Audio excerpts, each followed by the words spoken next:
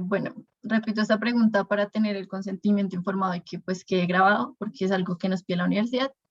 Entonces, ¿podemos grabar esta sesión? Sí, claro que sí. Bueno, para comenzar, le cederé la palabra a mi compañero Andrés. Hola, buenas tardes. Pues antes que nada, pues súper contento de esta oportunidad. Es súper bacano que hayas accedido. Entonces, pues para no demorarnos mucho, pues vamos a empezar con la primera pregunta y es, ¿qué nos puedes contar brevemente sobre tu participación en la guerrilla de las FARC? ¿Durante cuánto tiempo militaste? ¿A qué edad se incorporó? ¿Y cómo qué funciones tenías en el grupo? Bueno, yo ingresé a la FARC en 1978, tenía 17 años en ese momento, estudiaba eh, nocturno aquí en la ciudad de Bogotá. Eh, Tomé la decisión de ingresar producto de mi militancia revolucionaria en las filas de la Juventud Comunista. Permanecí durante 39 años, desde el año 1978 hasta la firma del acuerdo. Ocupé varias responsabilidades, entre ellas la comandancia del Frente Antonio Nariño, era un frente urbano que operó aquí en la capital de la República. Hice parte también como suplente del Estado Mayor del Bloque Oriental. En el 2010 entré a ser parte del Estado Mayor Central y del secretariado, que era la máxima instancia de dirección de esa organización. Estuve también como vocero en la mesa de negociaciones en el Caguán y también en La Habana hasta la firma del acuerdo final. Esa es básicamente mi trayectoria dentro de la organización. Actualmente soy senador por el Partido Comunes que surgió del acuerdo de paz. Vale, la siguiente pregunta, como que retomó un poquito el último que acabas de decir, y es, ¿cómo vivió usted el acuerdo de paz? ¿Qué expectativas tenía? Y pues bueno, ¿cómo fue la experiencia en general del proceso de negociación? Bueno, nosotros teníamos una trayectoria ya bastante larga de conversaciones con distintos gobiernos desde 1983. Yo hice parte de las conversaciones en el Caguán en el año 2000, durante 2 años, 2000-2002, y llegué a La Habana en el 2014, cuando ya el proceso estaba algo avanzado, se habían firmado el acuerdo sobre el primero y segundo punto. Me correspondió a mí liderar la mesa denominada técnica, que se encargó de construir con los oficiales de la fuerza pública el acuerdo sobre el cese al fuego y hostilidades bilateral y definitivo y la dejación de las armas. Pues básicamente fue una experiencia, por supuesto, muy enriquecedora poder participar en ese proceso de conversaciones que logró culminar exitosamente. Me parece que esa es una oportunidad única que le da a veces a uno la vida, el poder estar, digamos, ahí viviendo directamente esa experiencia de la búsqueda de superación de un conflicto que se prolongó por 53 años entre las FARC y el Estado colombiano. Eh, de manera que hicimos, digamos, una experiencia y un ejercicio, la interlocución directa con oficiales de las Fuerzas Armadas, sin que hubiese terminado todavía el conflicto, pues indudablemente es una experiencia muy significativa, puesto que no tenemos dudas que la presencia de los militares en la mesa de alguna manera permitió y posibilitó que ese acuerdo se hubiese firmado junto al acompañamiento de la comunidad internacional.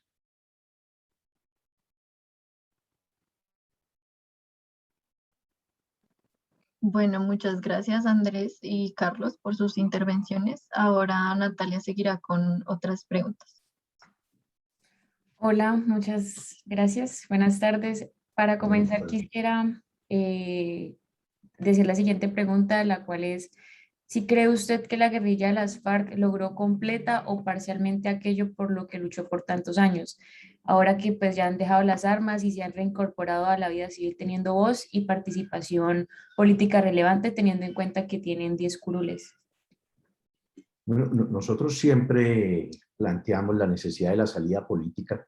De hecho, en la introducción del programa agrario de los guerrilleros, se planteaba que nosotros como revolucionarios buscábamos un cambio y una transformación de la sociedad colombiana, que hubiésemos querido que esa lucha se pudiera desarrollar por las vías democráticas, pacíficas, pero pues en el momento histórico concreto en que se dio el alzamiento armado en la Colombia de 1960, las condiciones obligaron a ese núcleo de campesinos a alzarse en armas. Nosotros siempre ligamos la solución política a la solución de los problemas estructurales. Si ustedes hicieran un ejercicio de comparación entre las agendas de lo que fueron los diálogos en la Uribe, en la agenda de diálogos en Caracas y en Tlaxcala, posteriormente en el Caguán, y la agenda que abordamos nosotros en La Habana, van a encontrar que siempre ligamos esa solución a la búsqueda de soluciones para los problemas que originan el conflicto. El acuerdo firmado en La Habana básicamente, consideramos nosotros, tiene una hoja de ruta que busca esencialmente sentar las bases para que finalmente la construcción del Estado-Nación en Colombia sea una realidad. Hasta ahora la existencia y la prolongación del conflicto tiene que ver con el hecho de el carácter del régimen político, es decir, la forma en que se relaciona el Estado con la sociedad.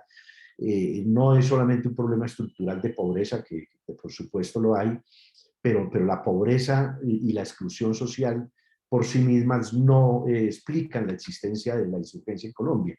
Hay sociedades incluso más desiguales que no han tenido, digamos, organizaciones armadas revolucionarias. Aquí se explica el surgimiento de la lucha armada en distintos momentos de la historia, es en razón al carácter violento, si se quiere, terrorista del régimen político, que ha recurrido históricamente a la represión y al terrorismo de Estado y que ha obligado, digamos, a algunos sectores en un momento determinado a alzarse en armas. Dicho esto, tengo que decir que en el acuerdo pues, está una tímida reforma rural integral.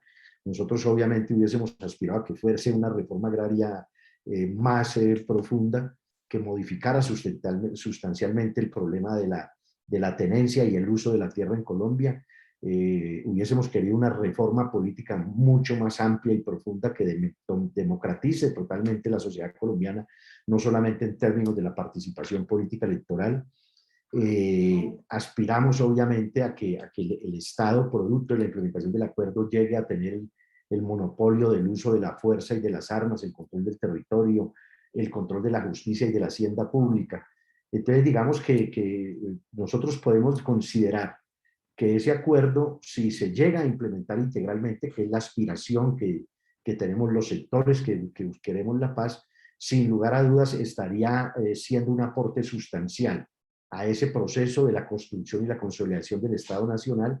Y dicho esto, yo consideraría que sí valió la pena, pues seguramente la aspiración nuestra era pues luchábamos por tener el poder, pero dada la prolongación del conflicto, de alguna manera la lucha armada fue perdiendo apoyo y respaldo de opinión, y eso llevó, digamos, a que también el conflicto se convirtiera en el arma fundamental de la clase dominante para justificar la no existencia de la democracia, y por eso cuando firmamos el acuerdo también lo que estamos haciendo es retirarle esa excusa a la clase dominante y generar unas condiciones para que sectores y expresiones de lucha y resistencia que estaban ahí contenidas por la existencia del conflicto armado puedan comenzar a desplegarse, a desarrollarse, como evidentemente ha venido ocurriendo luego de la firma en el caso de las movilizaciones tanto de 2019 como lo que vimos nosotros a partir del 28 de abril de este año. Muchas gracias. Y pues ya que hemos hablado sobre las curules, nos gustaría saber cómo funciona la financiación de su partido político Comunes. ¿Es financiado de la misma forma que el Estado financia el funcionamiento de los demás partidos y si el Estado les garantiza el financiamiento de su funcionamiento? Bueno, sí, en el acuerdo quedaron pactadas unas fórmulas de financiación, tanto del partido en su funcionamiento, que es para todos los partidos que tienen personería jurídica, pero adicionalmente una partida para fortalecer el centro de pensamiento como una medida, digamos, afirmativa de que un partido que surge, digamos, al escenario político producto de un acuerdo de paz tenga la facilidad para dar a conocer en esta etapa inicial sus propuestas, sus iniciativas. Efectivamente, ese es uno de los aspectos que el gobierno ha venido cumpliendo. No así lo que sucedió con la campaña electoral de 2018, la primera en la que participamos, cuando los recursos de financiación de esa campaña nos fueron entregados apenas 2 días antes de las elecciones, pero lo que tiene que ver con el financiamiento, digamos, del funcionamiento, efectivamente se ha venido cumpliendo.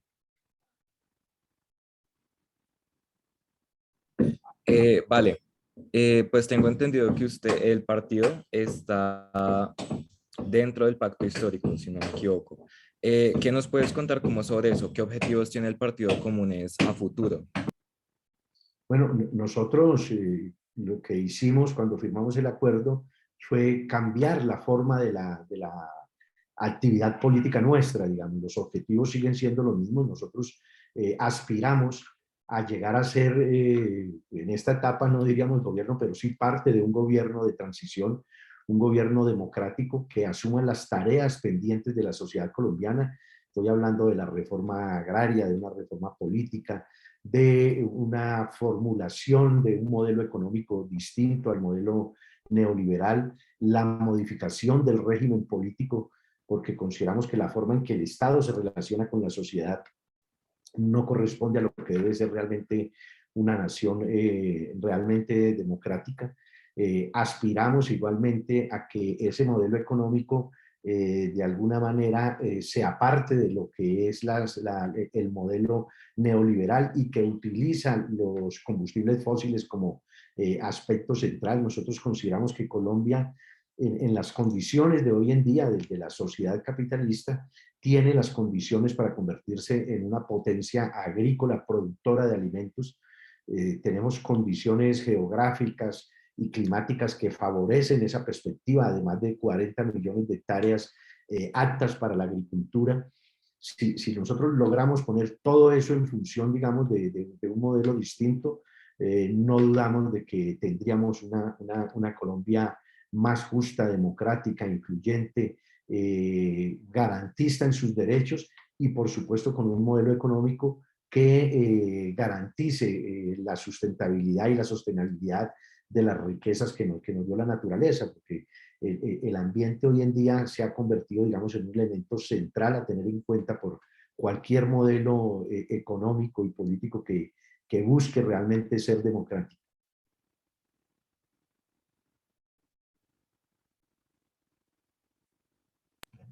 Vale, tenemos por ahí otras preguntas conceptuales. Vale. Sí, digamos, más relacionado un poco con las garantías del gobierno. Em, ¿Qué garantías les dio el gobierno al momento de la firma del acuerdo? Hablando ya de seguridad, de la libertad de expresión, digamos, qué se ha logrado y qué no se ha logrado. A día de hoy, pues como el cumplimiento del acuerdo de paz y para usted, digamos, en qué ha avanzado, pero en qué todavía falta luchar. Bueno, el acuerdo en el punto 3, que habla específicamente del fin del conflicto y del tema de la dejación de las armas, tiene unos compromisos muy claros pues, por parte de la insurgencia, hacer la dejación de las armas y dar garantías de no repetición. Y en el caso del Estado se compromete a darnos plenas garantías de seguridad para la vida y para el ejercicio de la política. Lo que nosotros tenemos que decir es que al día de hoy eso no se ha cumplido. Nosotros, al contrario, hemos sido objeto de una campaña de estigmatización por parte del gobierno y del partido de gobierno, de la bancada del partido de gobierno, y eso se ha traducido, digamos, en un ambiente de hostilidad y de inseguridad en los territorios. Al día de hoy sumamos 291 compañeros y compañeras asesinados luego de la firma del acuerdo. Por eso nosotros no vamos a decir que no tenemos garantías para la vida en el territorio colombiano, más allá que de pronto en la ciudad uno pueda tener ciertas garantías, pero la idea es precisamente que dejábamos las armas para podernos mover libremente en Colombia en ejercicio de nuestra ciudadanía y en ejercicio de la actividad política. Pero además de eso, la incapacidad del Estado de asumir el control del territorio ha determinado que en las áreas donde nosotros nos movimos históricamente, hoy día estén en manos de organizaciones armadas por fuera de la ley que no nos permiten, digamos, hacer presencia en esos territorios. Pero adicionalmente el gobierno se ha negado en activar toda la institucionalidad que fue creada en el acuerdo para dar esas garantías. y me estoy refiriendo a la Comisión Nacional de Garantías de Seguridad, que se supone estaba encabezada por el presidente de la República y debería reunirse por lo menos mensualmente. Este gobierno ha citado apenas 3 reuniones en 3 años.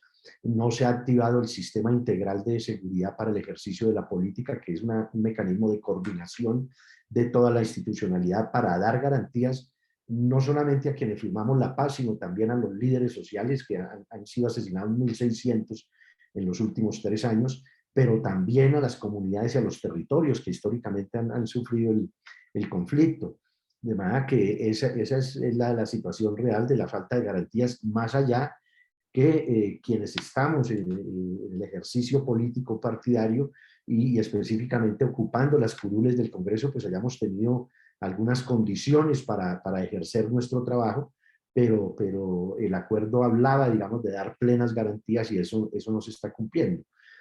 Adicionalmente, debo decir que ya en el ejercicio nuestro, exceptuando la bancada del partido de gobierno, los otros partidos nos han, digamos, de alguna manera reconocido, nos han acogido como congresistas y hemos podido manejar una relación de respeto mutuo y de reconocimiento, algo que nosotros pues valoramos positivamente y aspiramos también a que ojalá un próximo gobierno, seguramente este ya no que tiene claramente la intención de impedir la implementación integral, pues podamos avanzar en la reforma política. Este gobierno no presentó ninguna iniciativa de reforma política para cumplir lo pactado.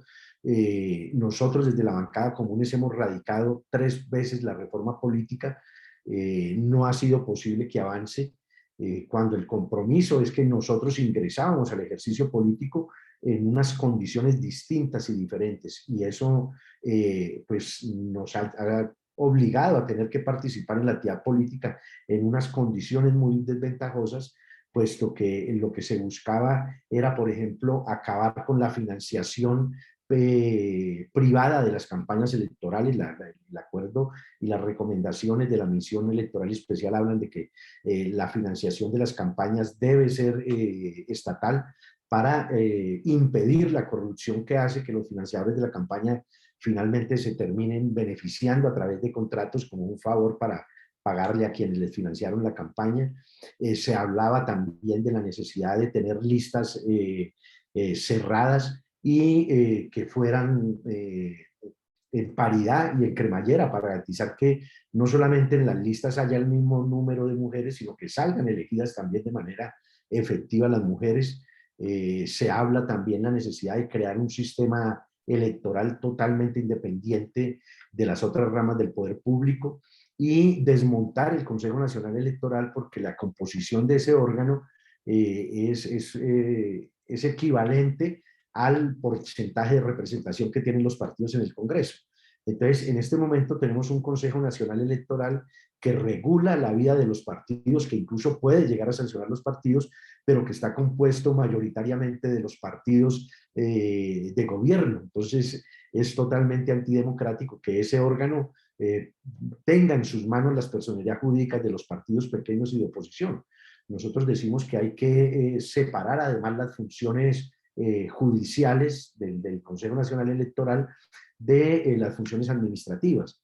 Y por eso proponemos la creación del Tribunal Superior Electoral, de una Corte Electoral, y estamos planteando que se cree el Instituto Nacional Electoral para lo que tiene que ver ya con la parte administrativa y la organización, digamos, propiamente la logística electoral.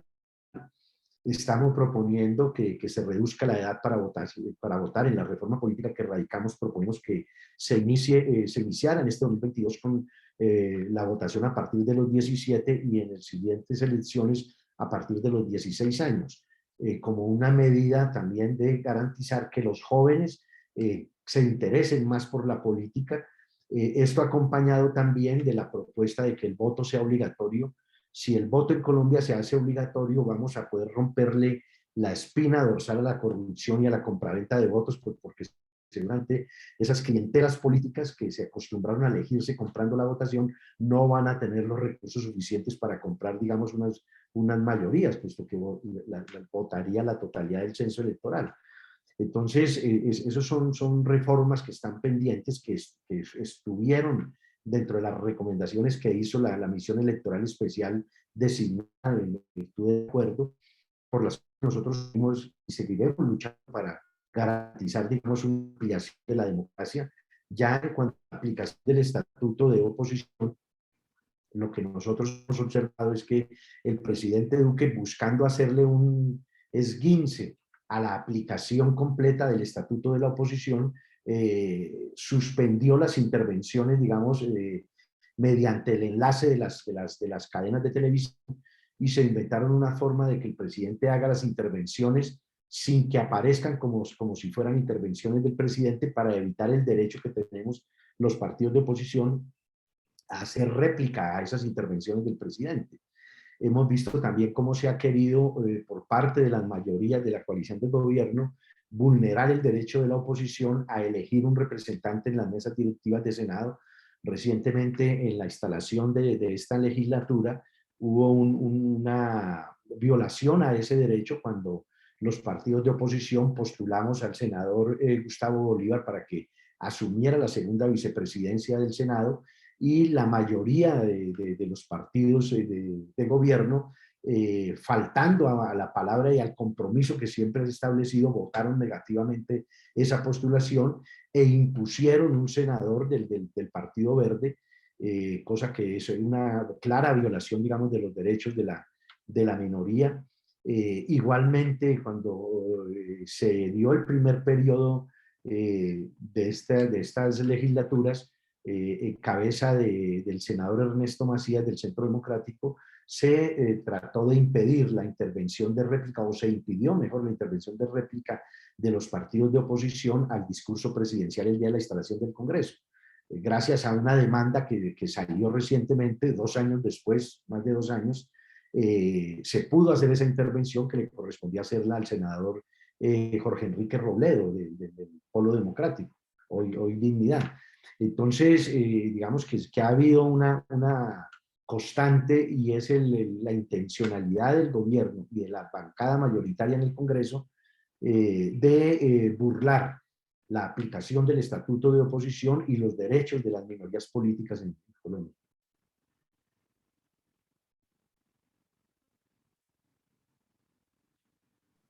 Bueno, y ahora que usted mencionó lo del estatuto de la oposición, para usted, ¿cuáles son los avances más importantes que ha traído el estatuto de la oposición como parte de la implementación del acuerdo? Bueno, ese estatuto que estaba contemplado en la Constitución desde 1991 apenas pudo, digamos, entrar en funcionamiento a partir de la firma del acuerdo.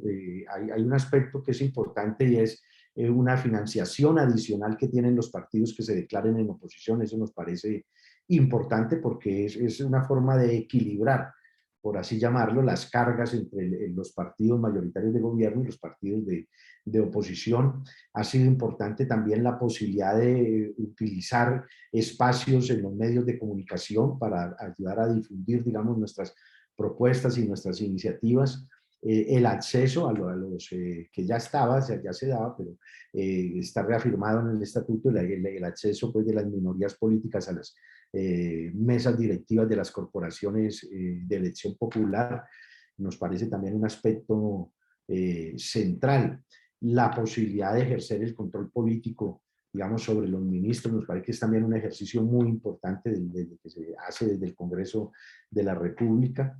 El derecho a réplica que le señalaba, tanto en la instalación del Congreso como en las intervenciones que haga a través de los medios de comunicación en cadena el presidente de la República. Entonces, digamos que sí de alguna manera ha contribuido a idear los derechos de la oposición, más allá que, como señalaba anteriormente, las mayorías hayan buscado recortar, digamos, esas posibilidades, pero de alguna manera, si se llega a implementar integralmente el acuerdo, no dudamos que seguirá ampliándose, digamos, la posibilidad de la participación de los partidos y de los movimientos minoritarios. Muchas Vale. gracias. Ah, bueno. Pues ya para terminar, la última pregunta sería, ¿qué opinas tú acerca de las disidencias? O sea, ¿es cierto que las FARC ha tenido de los índices de disidentes más bajos en los procesos de paz, según el registro de la ONU. Pero ¿qué opinas tú, digamos, respecto a todo este caso que ocurrió con Jesús Santrich, los demás disidentes? ¿Cuál es tu opinión respecto a eso? Bueno, digamos que hay que hacer una diferenciación entre quienes no se acogieron, digamos, al acuerdo de paz y en ese sentido se quedaron, no hicieron dejación de las armas, y quienes firmaron el acuerdo y finalmente regresaron a las armas, producto de incumplimientos y entrampamientos del gobierno. Hoy en día está perfectamente claro que desde la Fiscalía General de la Nación, en cabeza de Néstor Humberto Martínez, y con participación también de agencias internacionales como la DEA, se generaron una serie de montajes y de provocaciones para tratar de desvirtuar lo que es el sistema integral de verdad, justicia y reparación y no repetición, y también para tratar de presionar a algunos de los integrantes, digamos, de la dirección de las FARC para llevarlos a que tomaran esa decisión. Eso es una abierta violación. Además, todos esos procedimientos se financiaron con recursos públicos, pero más allá de eso, nosotros también hemos sido claros como partido que rechazamos y condenamos esa decisión de quienes regresaron a las armas, al igual que quienes no se acogieron al acuerdo, porque la decisión unánime de la última Conferencia Nacional Guerrillera fue hacer dejación de las armas, avanzar en la construcción del acuerdo de paz, pero además porque estamos convencidos que hoy en día la continuación del conflicto le termina sirviendo, le es funcionar a los intereses de las clases que históricamente han gobernado y por el contrario van en detrimento del fortalecimiento y el desarrollo de otras expresiones organizativas, políticas, de participación, de movilización de la sociedad colombiana. Por eso nosotros siempre hemos sostenido pues, que fue un error, más allá de que por supuesto hemos tenido dificultades enormes en la implementación del acuerdo, pero estamos seguros y convencidos de que finalmente la sociedad colombiana va a terminar imponiendo la implementación integral del acuerdo y esa implementación integral debe ponernos, digamos, de cara a una realidad distinta, a poder llevar a Colombia, digamos, a niveles importantísimos primero de paz, pero de paz no solamente en términos del silencio de los fusiles, sino también de transformaciones económicas, políticas, sociales, culturales, que nos lleven, digamos, a dejar atrás esa Colombia premoderna que existe hoy en día.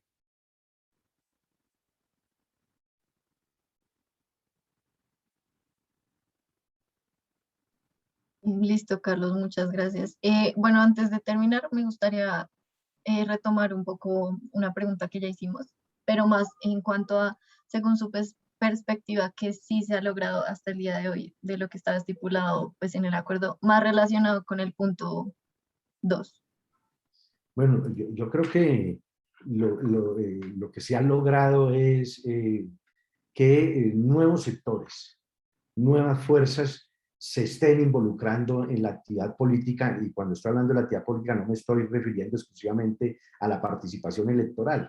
El hecho de que una vez se produce el resultado del plebiscito, miles de jóvenes y mujeres hayan salido a las calles a exigir la firma del acuerdo, ya es un logro de ese compromiso.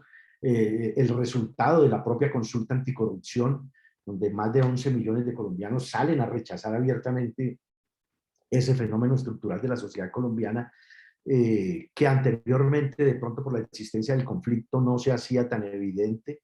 El resultado electoral de 2018 en la segunda vuelta, cuando por primera vez una fuerza alternativa logra, digamos, ganar el favor de más de 8 millones de colombianos, y las movilizaciones recientes, la de noviembre de 2019 y lo que sucedió a partir de abril de este año, nos muestran que ese potencial transformador que nosotros le atribuimos al acuerdo está jugando su papel. Es decir, y con esto lo que quiero significar es que el acuerdo no solamente se puede evaluar en términos de los aspectos puntuales que están allí contenidos, sino también ese potencial transformador que nosotros le atribuimos y que va dirigido precisamente a contribuir a que los conflictos que estaban de alguna manera relegados por la existencia del conflicto armado, comiencen a aflorar y comiencen a dinamizar los procesos de transformación al interior de la sociedad colombiana.